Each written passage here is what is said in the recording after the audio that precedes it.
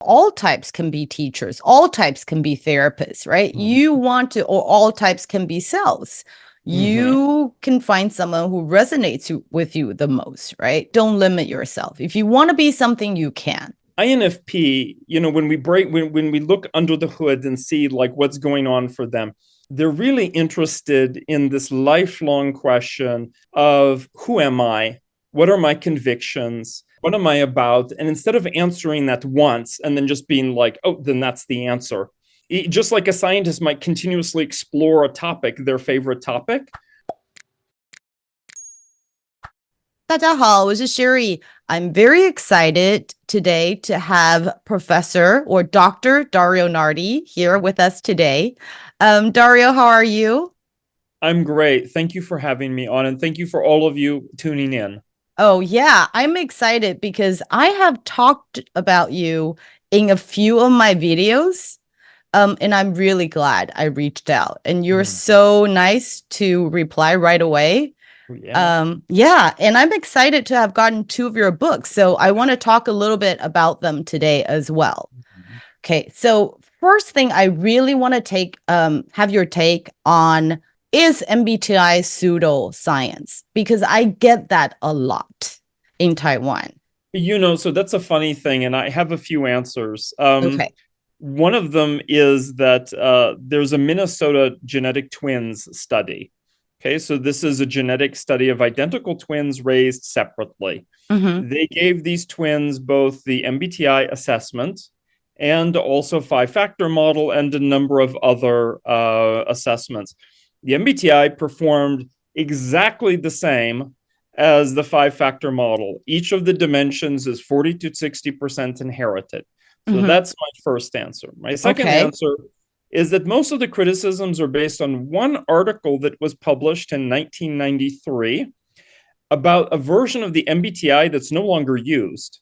So in the mid-90s to late 90s, the Myers-Briggs Foundation got together and they brought psychologists in, academic psychologists, statisticians from around the United States, and they made a new version of the MBTI using it was now considered like the standard, the gold standard for how you would design psychological assessments. So the current version that people take, Form M, is actually not the version that was criticized and has been redesigned.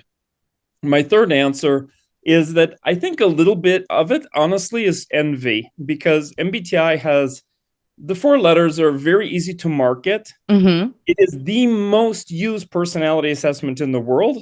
And actually, some people will say, oh, there's no research behind it. That's not true at all. So not only internally did the foundation do research, but there are literally thousands of master's theses, PhD theses, which of course had to go through, university committees, research articles, applications of research that were done in industry. And all of these can be found at the Center for Application of Psychological Type in their Milo database. So which one can look at and find abstracts and everything like right away. So I would say that people are dismissive. Often they just don't know the three things I've mentioned. And I would hope now that they hear them that they would get curious and go and investigate. Yes. Yeah, absolutely. I've been trying to say that in many of my videos, but I feel like if we have somebody else's take on it and provide more evidence, people might be more curious. It's very easy to dismiss theories nowadays. Especially, I don't know if you're aware, but MBTI is very popular right now in Asia. And partly because I think the 16personality.com website made it very easy. It puts a label on every personality type. So, I mean, there are cool types and not so cool types. And secondly, I think it's because of the rise of K-pop and K-drama. So all the K-pop stars sort of put that on their profile. Their blood type, their horoscope, and their MBTI. So I think partly because of that, and also right now, maybe people really want others to know them better.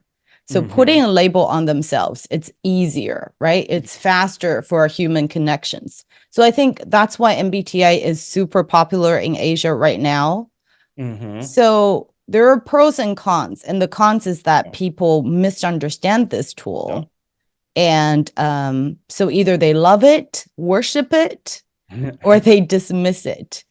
And a book has come about, it's talked about amongst our community, the psychology community, is Personality Broker. So that book sort of made MBTI Foundation sound like Illuminati.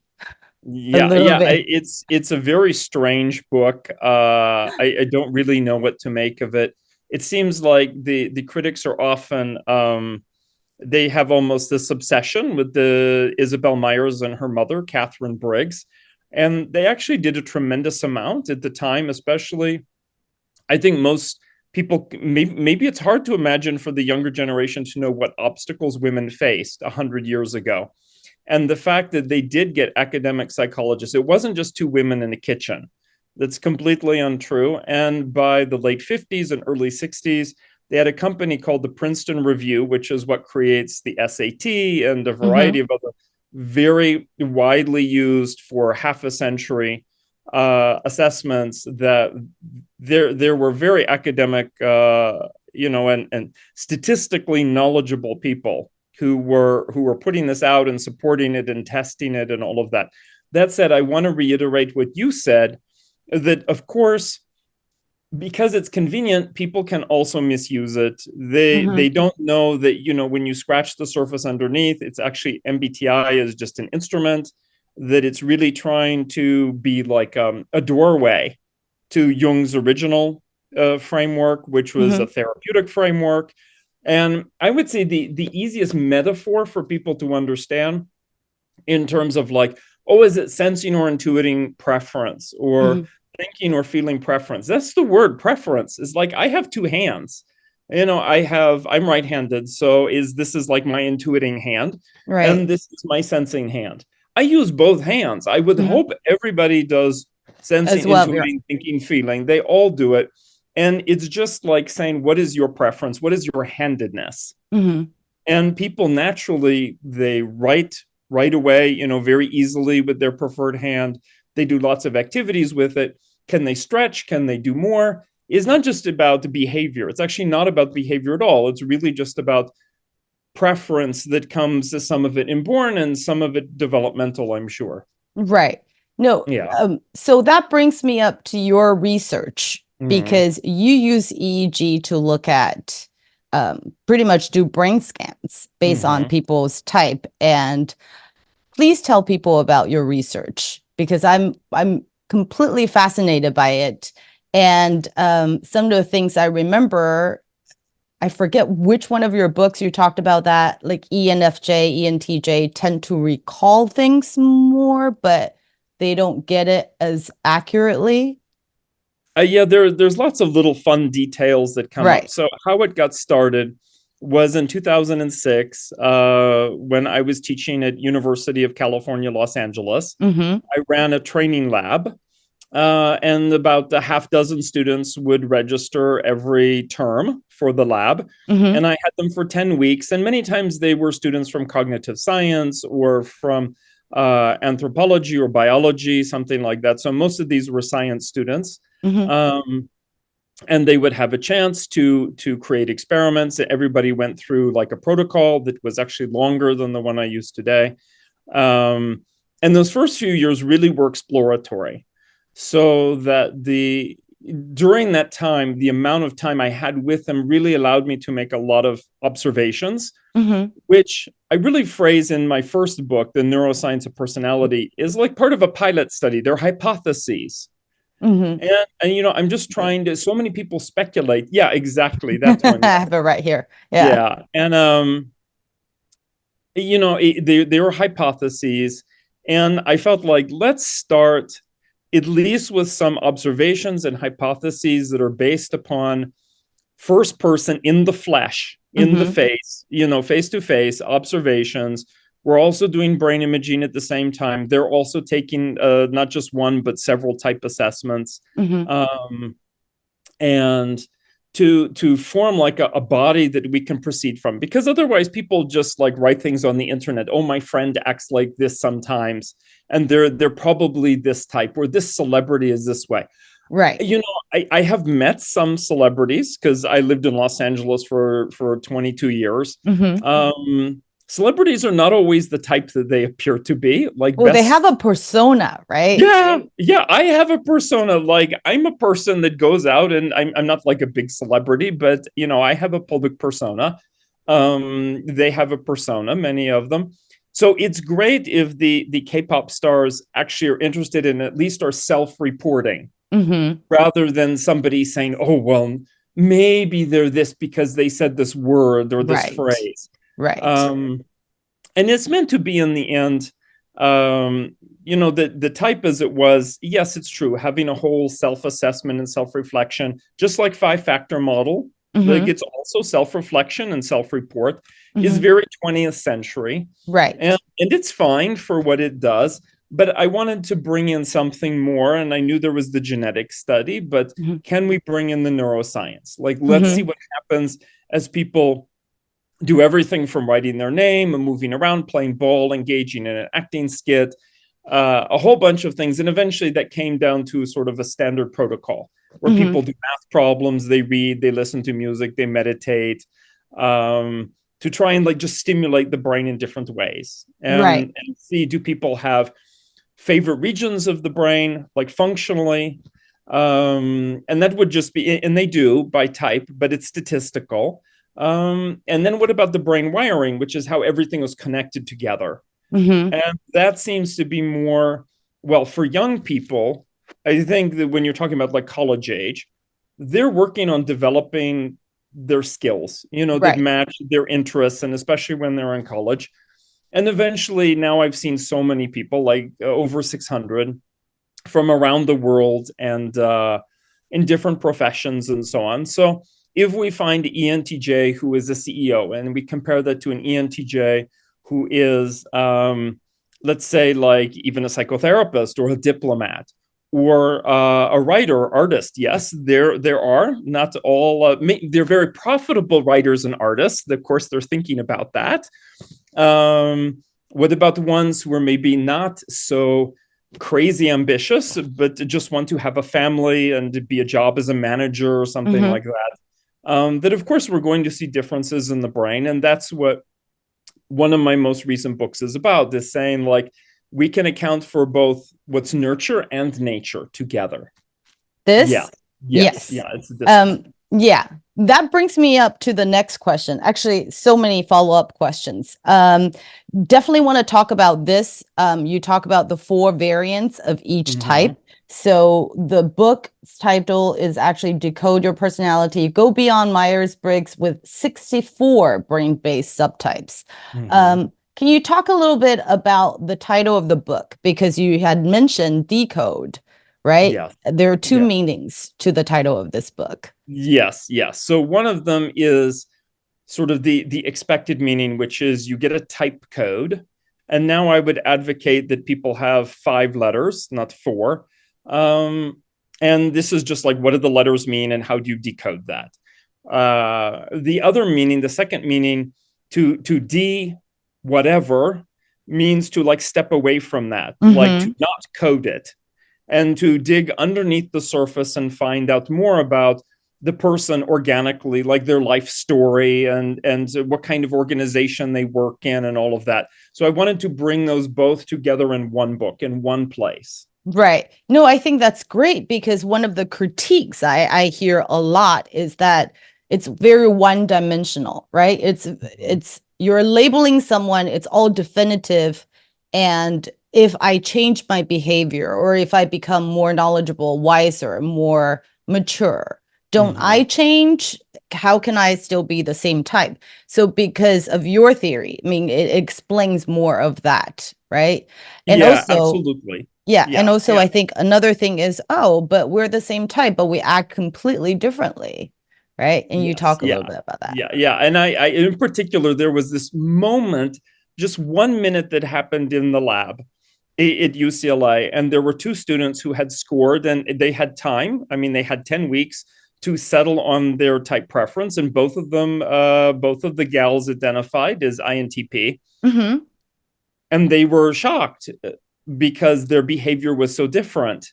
And one of them was, we'll say, like a very like analytical, confident, aggressive, almost, maybe you might say a little bit pushy. She was very clear on her thinking and would communicate that.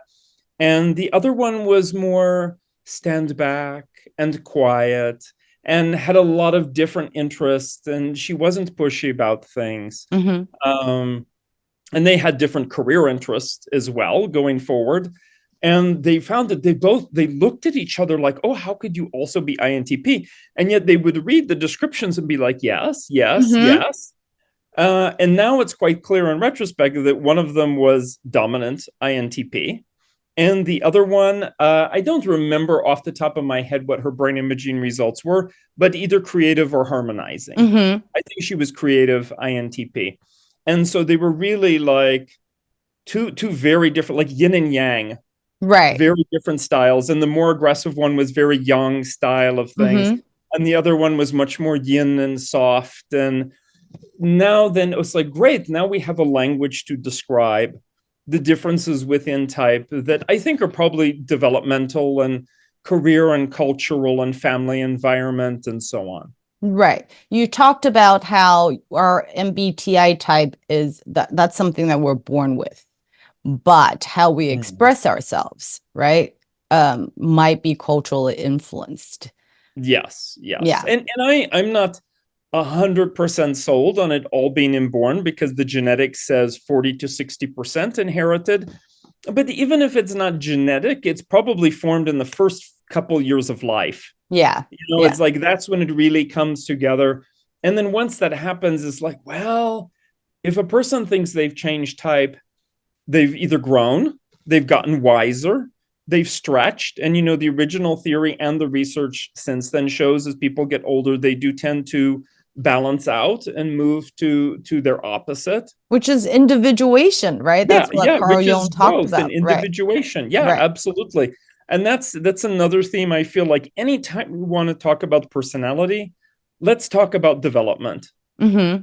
And ask a person like, how were you at age 15? And then compare that to now, which is say age 35 or 55, whatever it is. Right.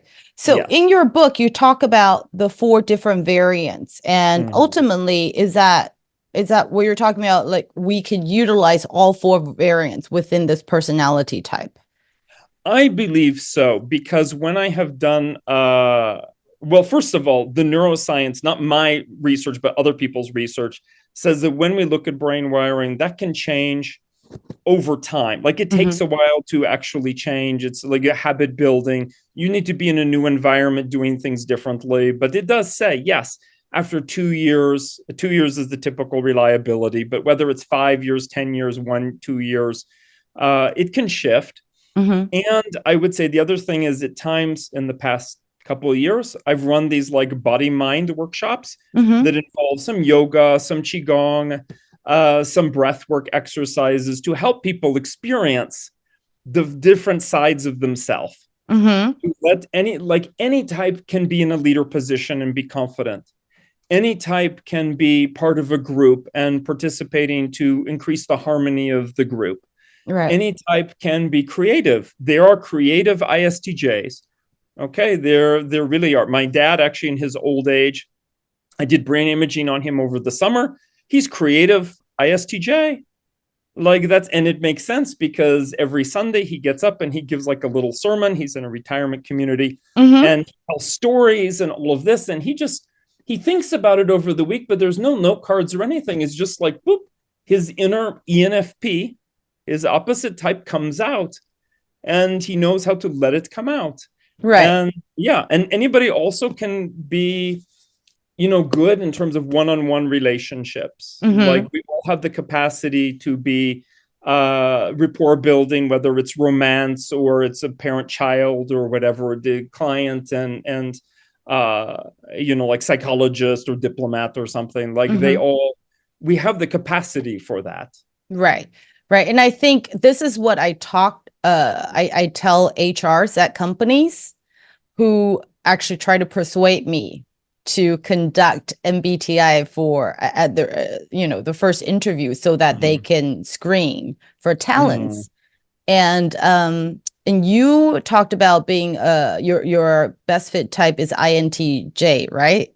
Yes. Yeah. And people hear about this type and go, oh, they must be scientists or engineers, which, you are a scientist, but you also wrote a book that's basically, it's really storytelling, right? So you're a writer and you tell stories, and this is all basically, I mean, it's not, I don't know if it's based on real stories, but it's stories. Yeah, right? it's fiction stories. It's yes. fiction stories. Because there are prints and there's time travel and whatnot. So so I think you prove a point on how MBTI cannot be used to label people or limit people, saying you must.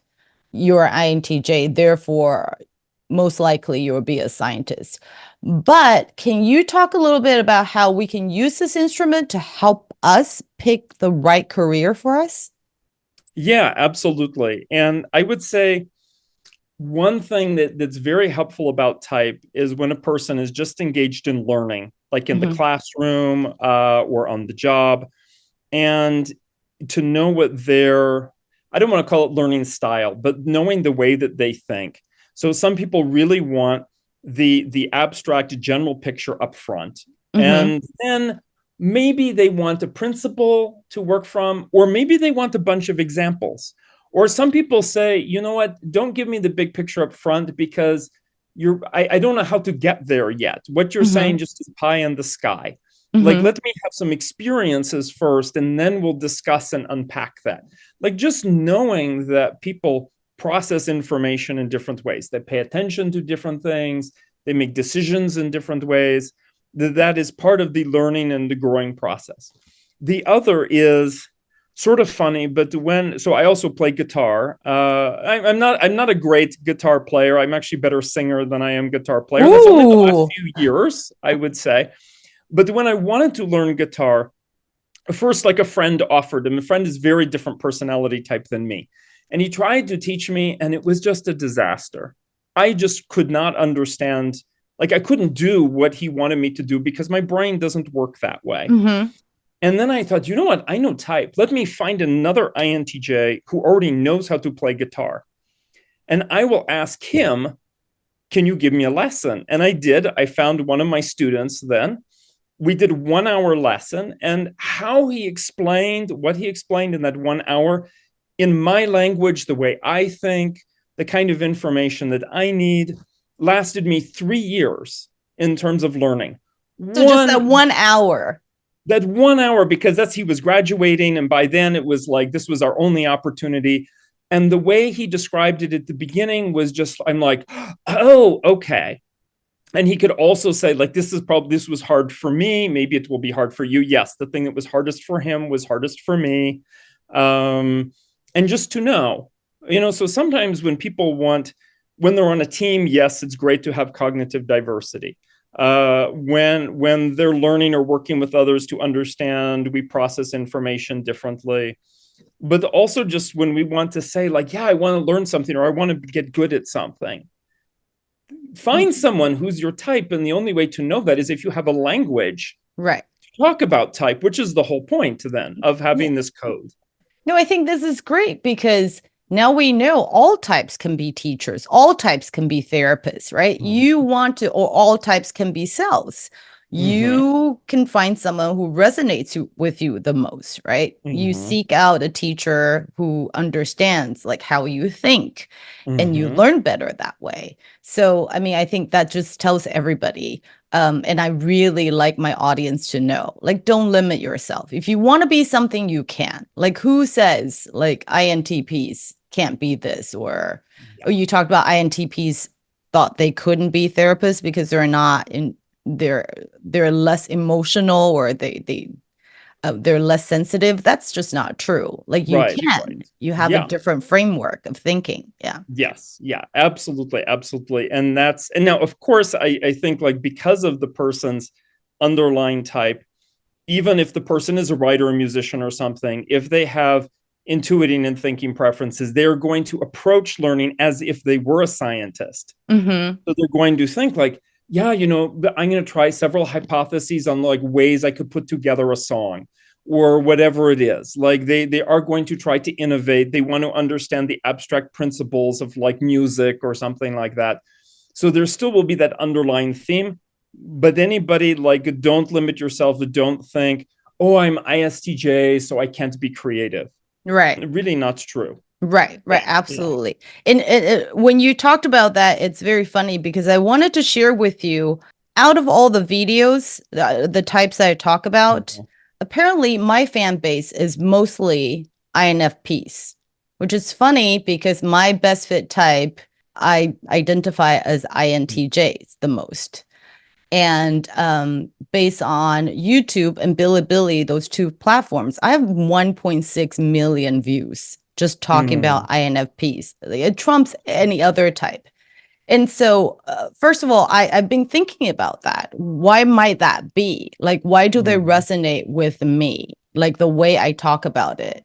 Why does that resonate? So, I mean, I'm kind of curious about that. And one of the things I thought about is that in our culture, they really don't get ENTJs who understand and accept them. Right. So I am sort of, that's something that I'm developing, introverted feeling, like I'm actively developing. So maybe that's why I haven't figured it out, but that's something that I'm exploring. But I bring this up because I have such a huge INFP base. I'm wondering if you could talk a little bit about the 4 variants, because you had talked about dominant, harmonizing, creative. What was the fourth one? Normalizing. Formalizing. So I'm wondering if you could talk a little bit about what they mean and maybe use INFP as an example of how they show up as those 4 types. And I'm very interested in how you say they are serotonin based, dopamine based, and whatnot. That's fascinating to me. So can you talk a little bit about that? And for the people who are interested, it's in this book. And I'll provide the Amazon link below. And I hope this gets translated, really. Please. Okay. I do feel so my previous book, The Magic Diamond, was meant for advanced students of type and of Jung. And I think I have all of your books. Yeah. And that the book is a challenging place to start. Yes. Not because of theory, but because it opens up a lot of work for the person to do. Whereas this book, Decode Your Personality, each chapter is designed at the beginning. You just turn to the chapter for your type, whatever you think your type is. And the chapter opens up assuming you know very little about type and just unfolds it based. It has stuff from interviews. It shows like the preferred and the supporting functions. And then the sort of the yin and yang version of each. So people will start to see right away, oh yeah, there's variation.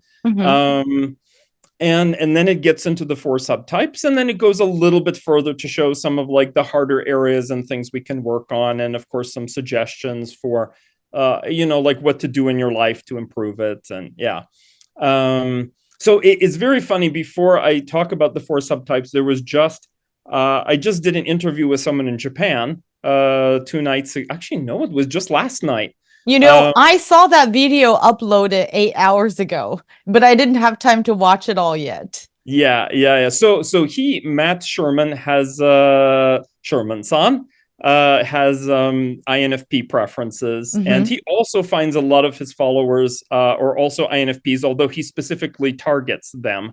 Oh, okay. Or invites them. Maybe target is not quite the right word. And I think that I suspect there's a couple of reasons for it. One is for our type, with the thinking and judging preference, that when we do explain something, we tend to explain it in a very straightforward way. Right. Like it might be a little bit abstract, but we're like number 1, number 2, number 3. Like most people can follow that regardless of what their type is. And then the other is INFP, when we look under the hood and see like what's going on for them, they're introverts, they have a feeling preference. And they're really interested in this lifelong question of who am I? What are my convictions? What am I about? And instead of answering that once and then just being like, oh, then that's the answer, just like a scientist might continuously explore a topic, their favorite topic, they are going to keep exploring who am I and what are my convictions? What are healthy ways for me to engage in relationships? Like, how can I become the best version of myself? Like, these are questions that INFPs often ask. Right. Yeah. Right. So what better way than to go either to another INFP or to go to somebody who can simply explain stuff in an easy way? That makes a lot of sense. Yes. Yeah. Yeah. That's helpful. Yeah. So that's my theory on it. Yeah. As for the subtypes, I feel like, first of all, I want to call them variants because that should really be like, we vary, but we're still the type. Subtypes maybe sounds like it's smaller boxes.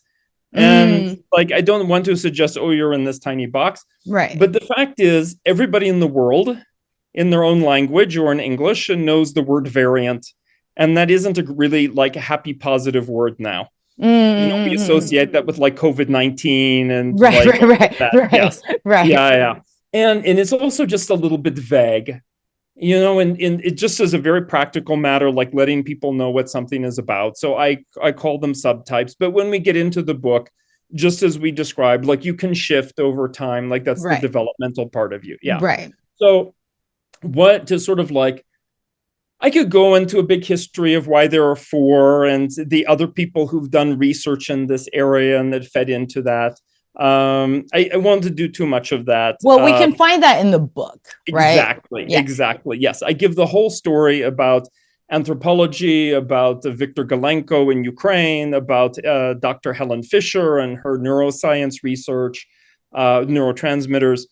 But doesn't, four felt like something that was very defendable in terms of the data and the research and other people's work. So I said, okay, let's say four. And then as we look at them, so what's like a quick and easy way? So dominant, I would say, imagine, it's very confident, driven version of a type. They know what they're doing. They know why they're there, whatever their type is. They have sort of an aggressive, like testosterone kind of feel to them. This could be a woman or a man. It doesn't matter what type. There's just the sense of like, I have big dreams. I have big goals. I'm confident. I'm amazed sometimes even other INTJs can just like call up a CEO or just walk up to some CEOs. Like something in them says they're comfortable with leadership. And either they grew into that or they've had that since childhood, however that went. There is this feeling oftentimes of being comfortable in a leadership position. Right. Whatever that is. And that could be from the outside. Like they don't have to be in a company. They could be independent, but still they'll just walk up to anybody. They don't care, oh, you have a yacht and billions of dollars, like whatever, I'm going to talk to you. Right. And there's no shyness that's there. And they do tend to be more physical in their behavior, like more assertive and so on. And we do often find whether it's an ISFJ, who's the head of, say, CEO of a hospital. That's a big, important leadership position. A lot of choices have to be made. There's a lot of people that in a way are like smarter than them who work under them, the physicians and specialists, patients, nurses, like it's a whole giant complicated system. And yet you wonder like, okay, ISFJ is known as this like soft and supportive type. And yeah, they can be that way, but there is a version that can step up. Right. And step into a leadership position and be like, these are what my values are about.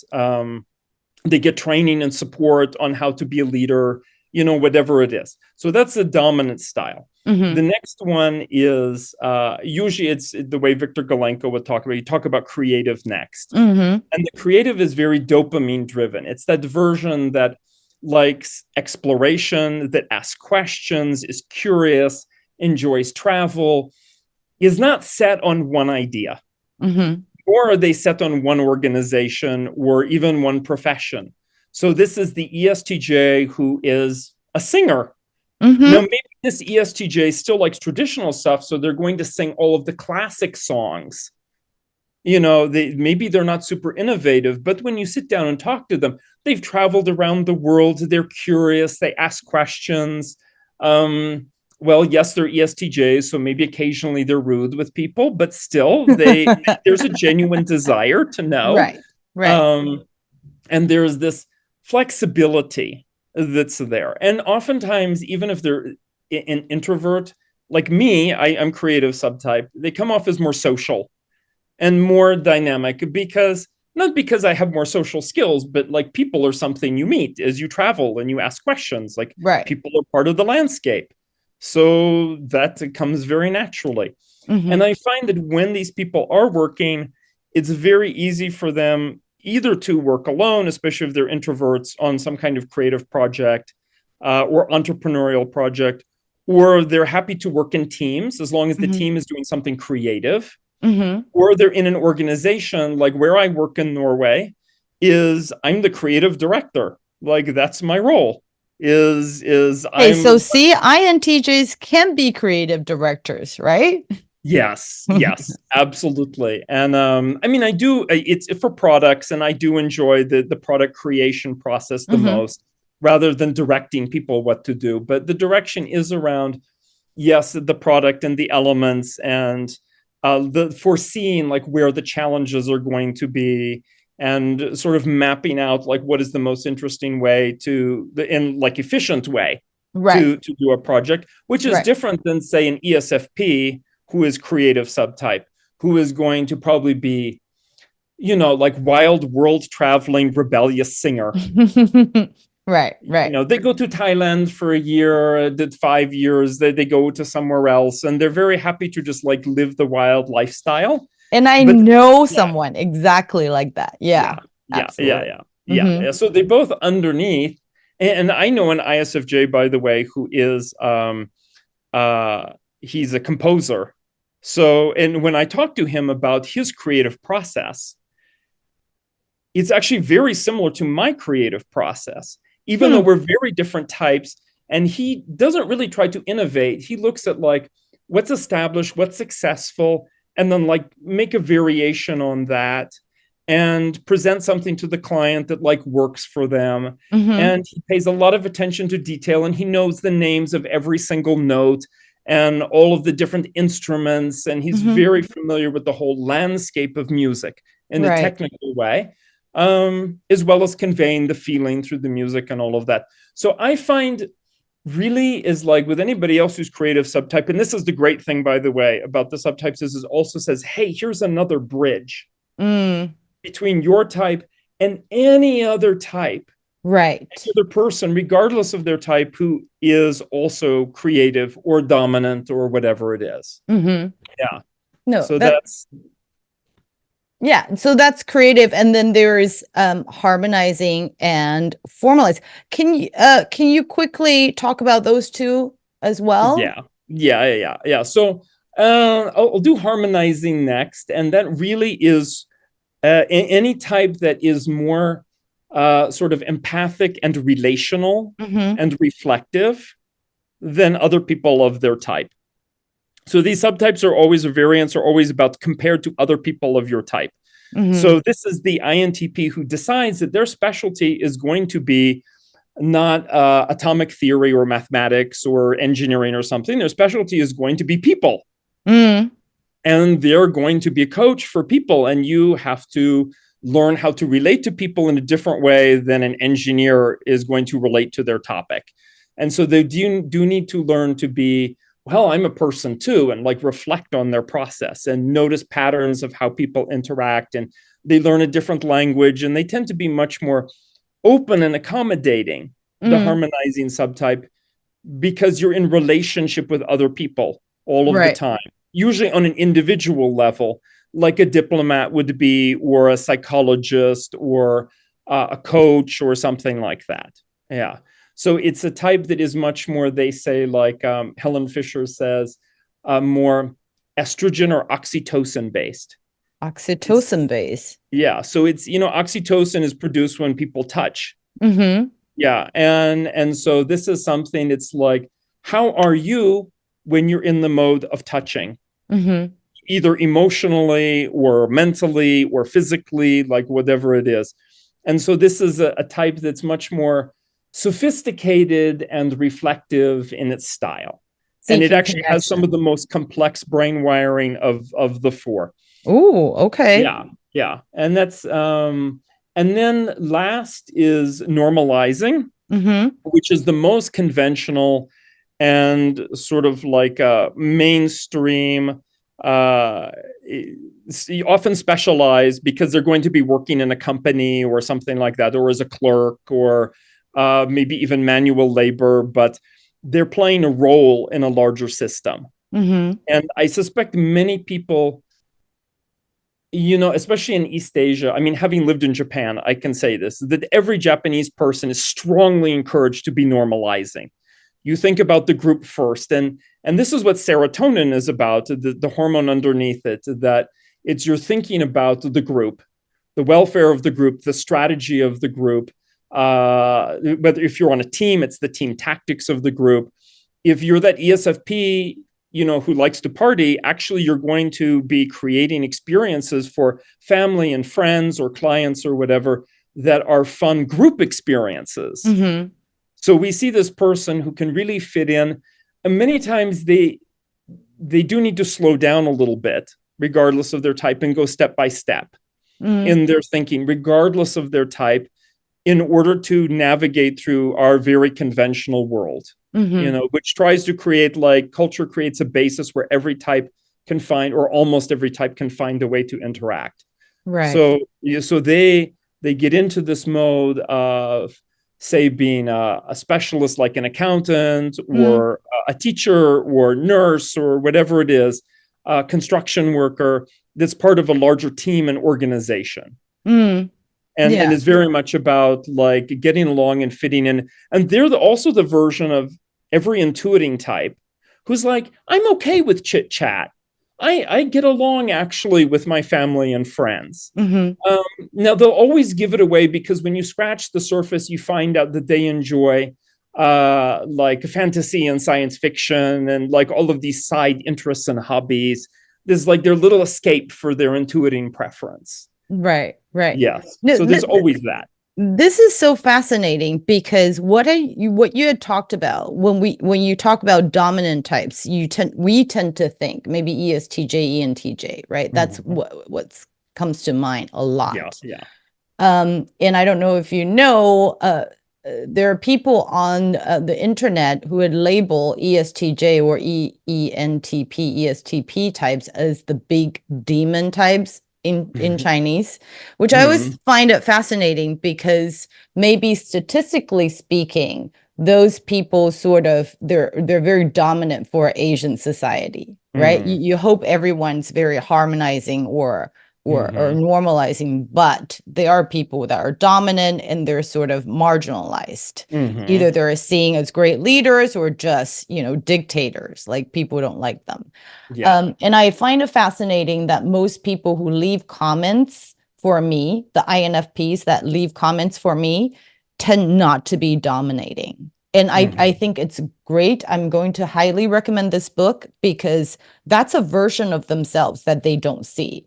And every time I talk about the INFPs I met in the United States, I've met this woman who's in leadership role from West Point on, now in the military, and people are just fascinated. Like, there's no way INFP can be this, especially a woman. But I think this book is very hopeful for a lot of types. Like, ESTJs aren't always this dominant or pushy or whatever you make them out to be. And INFPs don't always have to be, very on the inside,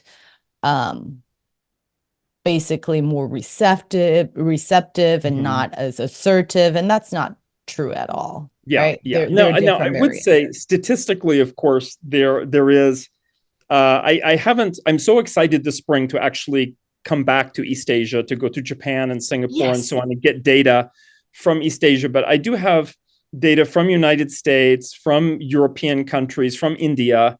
And I think culture for sure plays a role towards pushing people, and a lot of people in India are normalizing because that's Mm-hmm. like the It's a culture. yeah, absolutely. It's a culture. Actually, Europeans and Americans are not the same statistically. That Americans are more extroverted and more in their presentation, regardless of their type. Even the introverts are more extroverted. Mm-hmm. They're a little bit more wild. There's a little bit of a push towards innovation that's there in the culture. Europeans are actually more sophisticated.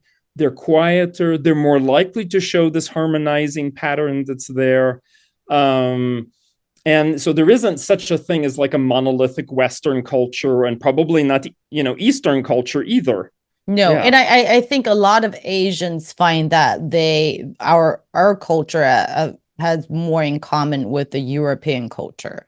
Like Mm-hmm. American culture is very much like extroverted. Hey, you should be a go-getter, right? Goal-oriented. Look out for number one, which I hear Mm-hmm. a lot when I lived in the States. So it's really almost complete opposite Mm-hmm. of what's encouraged in Asia, which, when you come, well, I hope you do come to Taiwan Yeah, at, yeah. at, I at would hope some so. point. Yes. Yeah. Yeah, and I'd love to volunteer to have my brain scanned. Mm-hmm. Maybe luckily at some point in time I can volunteer at your lab. Yeah, what I know you're going to Japan. Can you talk a little bit about your travel plans, what you plan to do there, and if people want to meet you, fly to Asia, Singapore, or Japan, Yeah. um, how could they do that? Yeah, sure. So the Japanese conference dates are set, and it will be in Tokyo. Um, and it will be in both English and Japanese, so there will be translation. I Yeah. have volunteered to do my 1 hour in Japanese, but we'll see. Woohoo! まあ、そうかな。ちょっと難しいと思う。Or for those people who can understand Japanese more than English, highly recommend. Yeah, going to yeah, that. yeah. Yes. And it's in so it's April 2nd to 4th.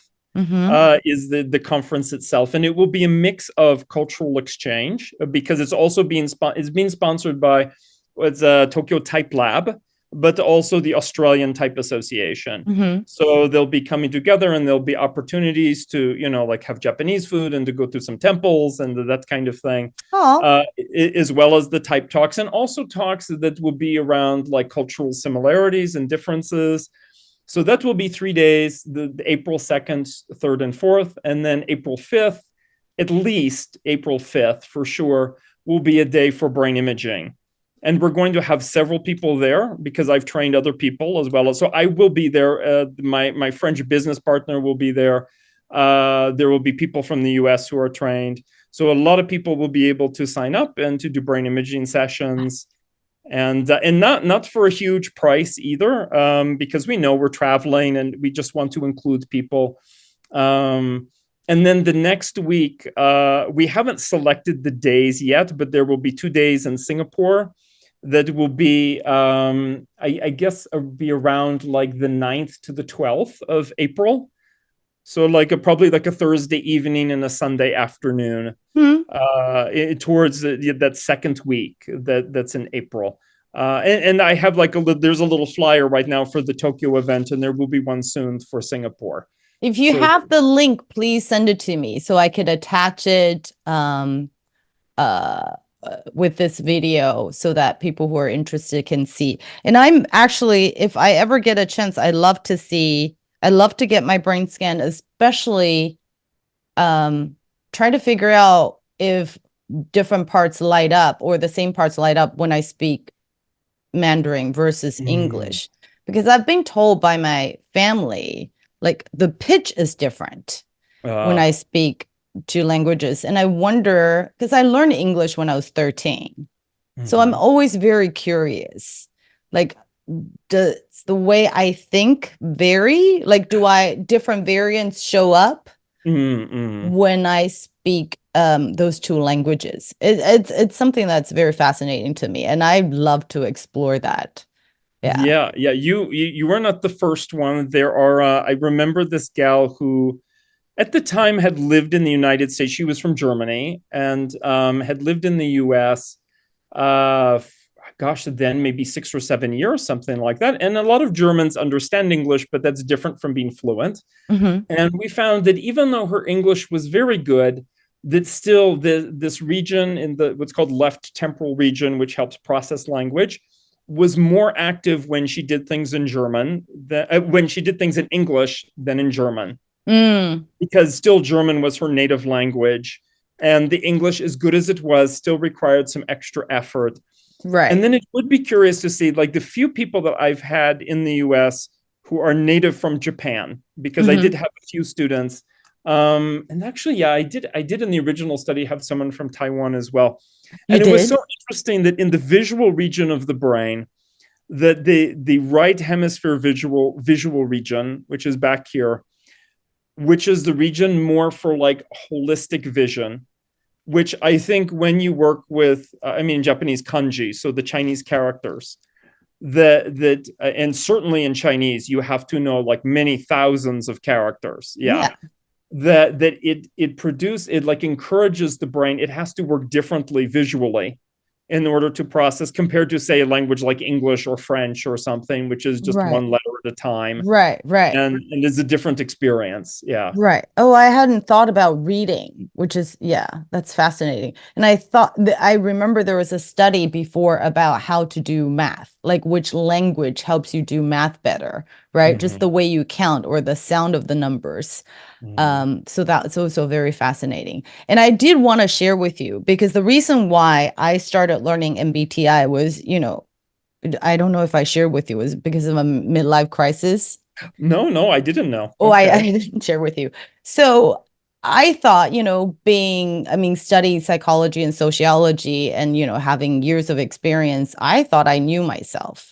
So I go back to graduate school at Teachers College and I realized, we took a number of assessments, MBTI being one of them. And then it sort of helped me understand there are values in different cognitive functions, like the way I think, the very TJ way I think, which I thought, obviously the society gives TJ thinking a bit more value, right? Yeah, yeah. So that's not the only way to view the world. And that has blind spots, right, attached to it. So understanding that and sort of understanding how I co-created a lot of relationship dynamics. So it's not just their problem, it's my problem as well. So that really helped me.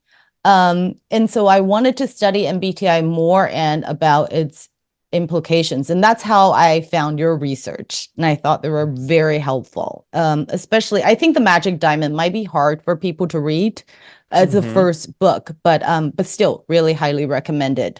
But I wanted to share with you that I spoke to a Chinese medicine doctor yesterday. And he had, taken my pulse and talked about the 5 different types of people, which was fascinating. It's typology, right? Yeah. And he had described one type of just being sort of the go-getter, like very dominant type, and the diseases that come with it, or the symptoms like high blood pressure and this and that. And he talked about maybe you have acne or skin problem, but it could originate from you being very yin or very yang. And there are a lot of similarities, like just in that concept that's similar to MBTI. And I almost identify like that's a very dominant ENTJ, ESTJ that you're talking about, right? That type of person with that type of pulse. So, and I told him about you, like from a neuroscience perspective. And I thought maybe one day, right? Body, mind, and soul. And you talked about, yoga classes and Qigong. And so maybe one day we could, figure out how to approach it from all different perspectives, all angles, and sort of have that integrated together for people to understand it better. Yeah, absolutely. It's the nervous system runs through the whole body. It's not just up here in the skull. And in fact, 80% of the signals in the nervous system moving from one part to another are moving upward from the body to the brain. And yet most people are completely unaware of those signals. And then as they start to learn, whether it's breath work or yoga or martial arts or something like that, they're like, oh, wow, I didn't know I had muscles there. Or now I'm starting to notice that in my digestion in a different way, or here is where in my body I hold tension, Mm-hmm. or something like that.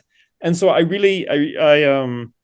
respected this Chinese approach of looking at the whole body and even the organs in the body. You know, many of them are hormone producing organs. We know that the gut produces is much or more serotonin than the brain does. I don't remember the statistic. The heart is, of course, an electromagnetic organ, just like the brain. You can hold up a device to measure like electromagnetic field several feet from the heart, and you will actually see, oh, this is the heart's field. Like the whole body is involved in our experience. Mm-hmm. And this is why I feel like, especially with the subtypes, it's not just the brain wiring or just the career or something like that, or even just the hormones. You see it in the person's energy, in the way they hold themselves. And you know, when I returned from Japan, I was there twice, but the longer time, when I was there for a year before I went back to the US, I was really shocked going back to the US because everything is big and loud and bright and so on compared to Japan. But Right. I sat differently. I listened differently. And it took me several weeks to begin to remember, like, oh, this is how I would behave as an American. Right. Right. Because there was this shift in the body language, and the body language Japanese style was more quiet and more self-effacing, is more normalizing and harmonizing, like Right. somewhere in that space, and have to learn again. So it really comes out in the whole body. And somebody who is a dominant version of their type, I would say, if you want to be more dominant, yes, you know, leadership positions and so on, but to also consider like something like martial arts, for example, in a Mm-hmm. way like gets you confident about your body. Mm-hmm. It's not that people who do martial arts it's aggressive, is that they actually connect the mind and the body in a way that produces confidence. Right. Right. And Right. that's actually what we're seeing. And that isn't the only way, but that's an example. And just Yeah. like harmonizing is really about like a giving space to other people and listening in a way that is different and being open rather than, you know, wanting to get aggressive with it. And for people who are creative, there's a creative process. What is your creative process? Every type can have a creative process. What is Mm-hmm. that? And every type, we can ask the question, you know, how do you manage yourself to produce the best results for your company, your team, your organization, Mm-hmm. thinking about the group? Right. You know, Right. all of us, we live in groups, so we can ask those kinds of, we can ask different questions, and our body language and everything needs to be different in those situations. Right, right. And I think you talk about this is a great point because really understanding our subtypes or our variants, it helps us see that there are parts of us that we can develop, right? We are not just one. We're not just this one-dimensional being, right? I am currently actively, I think, working on my creative and harmonizing side, right? Because I think the other two, I was probably express myself more in that dominant way Mm-hmm. before, which is why it's so funny you talk about different cultures. After I had kids, I had traveled to the US for a long time. And after all those years, I go back to New York. I'm like, oh, like this is very comforting for me Mm. that then I realized for a long time I was sort of pushing myself to tone it down a little bit, right? Being Mm-hmm. a woman, being Asia, like just tone it down a little bit. But going to New York, like finally I felt very, I felt recharged, right? It was very comforting to me Mm-hmm. almost in a Mm-hmm. way. So, no, I think it's great. I love what your books, the messages in your book are telling people, right? Have a growth mindset. You are not Mm-hmm. just this. There are different possibilities, and it's more than just knowing who you are, but what you can become and how you Yeah. can work on yourself. Mm-hmm. Which I think it's a very important role, important message for a lot Yeah. of people. Yeah. Yeah. Yeah. Absolutely. Because if we want to talk about the personality, I think it's really great to talk about development. because that it's not just about having like I feel this is what the 5-factor model misses. It creates some bar charts with some traits of behaviors. It doesn't really tell anyone anything new about themselves because they're just describing their behavior. Of course, many people don't want to hear like, oh, you're high on neuroticism or low on openness or something like that, right? And it actually just holds an ideal that's sort of like, at least in American culture, well, you should be more extroverted and more open and more conscientious and less neurotic. And then it's like, well, everybody should just move towards that one ideal. And type isn't like that. Type says like everybody has a different journey. And I love that journey. Yes. Yeah. It just by their type, of course, but also we can then sort of dig underneath and see, and that's very much the stories we're about in the other book, is like looking at some examples of type and showing the type dynamics, in the teaching tales, and also showing like how does every type react when faced with a challenge. Like we have to make choices, we face consequences for those. What's going to happen, like what are some typical things that happen? And so it really shows that type can be a language to help us understand the whole journey of growth. Right. I love that. Every type has its journey, and it's about choice and change, right? In your book, it talks about that. So I definitely hope, and I think those 2 books are probably easier to read for first time, like people who aren't as familiar with MBTI, and I do hope they get translated soon. So I can help you promote your books. Yeah. Fantastic. Yeah, there's some Turkish, Arabic, and Italian translations happening now. Actually, the Turkish one just came out. Not Congratulations. Early book. Yeah, thank you. And it's I don't know Turkish, but at least I can give it to my Turkish friend, and she will appreciate it. And the same with Arabic, and it's and the Italian. I'm half Italian, so it's a little bit more in the family, and it's just exciting to see that. Yeah. Well, I definitely hope you have Chinese version, and I can help you read it to make sure the translation is correct. Right. Yeah, that is a very important. And especially, I think it's especially true with type, whether it's type descriptions or an explanation, because like the nuance of the word's choice can make a big difference. Right. And that's something that I struggle with my book, right? Because your best fit type, it took me a while to find the way to say that properly. Right. So yeah, no, you're totally right. The nuance of each language.